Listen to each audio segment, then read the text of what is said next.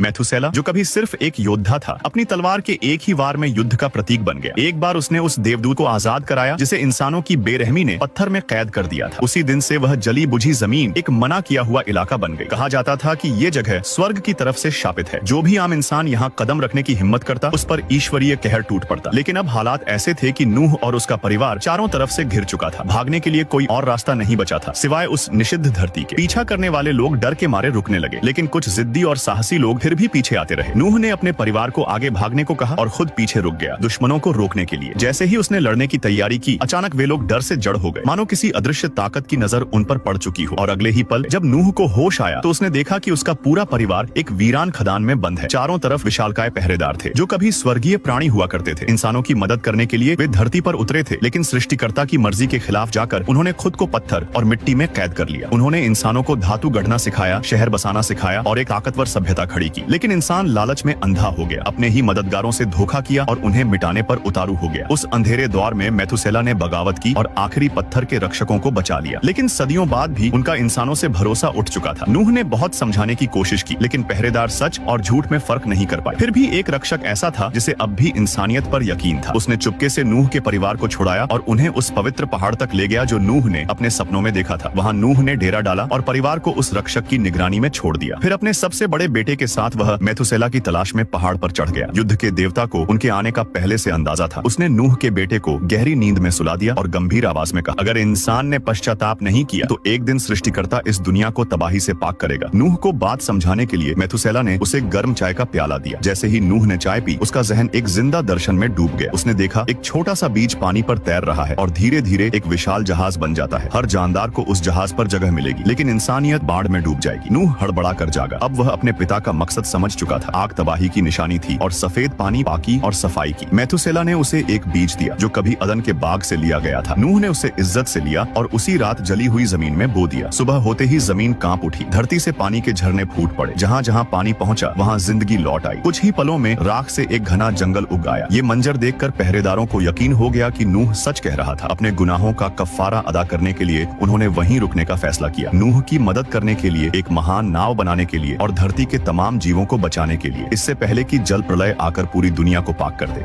और फिर video like करने पर पार्ट 2 मिल जाएगा।